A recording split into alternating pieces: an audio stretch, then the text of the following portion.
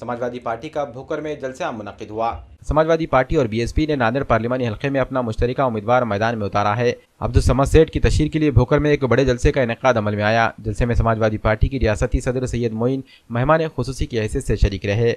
इन्होंने भोकर में कांग्रेस पर खुलकर तनकीद की, खासकर मुसलमानों के साथ कांग्रेस के रवैये को तनकीद का निशाना बनाया। वहीं अब्दुल समद सेठ ने भोकर में कांग्रेस के तरक्याती कामों का मजाक उड़ाया।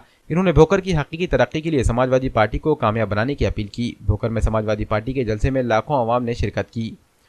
अब यहाँ का हाल भी, ये फ्लाईओवर ब्रिज जो भी है, ये भी मैं देख रहा हूँ 2-5 साल से अनकम्प्लीट है। बहुत दिनों से मेरा एक कारोबार है यहाँ अर्दापुर में, केड़ी का व्यापारी भी हूँ, तो मेरा यहाँ भोकर में आना जाना है, तो मैंने देखा है। ये सड़कें देखिए, ये कितनी मर्तबा से चुनते आ रहे हैं। हमने नांदेड़ में 89 के बाद इनके बाप को हराकर, बेटे को हराकर नांदेड़ से धुतकारा था, तो उसके बाद से अब तक मुदखेड़ में गढ़ बना के और भोकर में गढ़ बना के जो है ना पूरी जाल बिछा के एक तानाशाही का बैठे हैं। इनकी तानाशाही को खत्म करो। ये अगर यहां से हट गए तो कहीं भी चुन के आते वाले नहीं है, ये कहीं नहीं आते।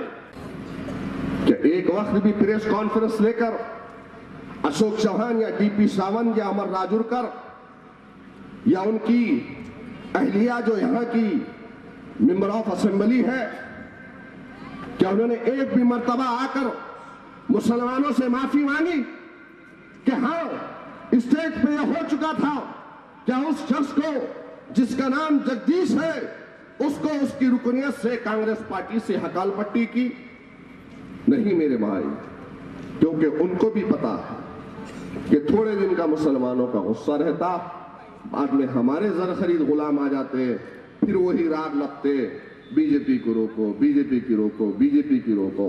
अरे आ गई ना बीजेपी, क्या हुआ?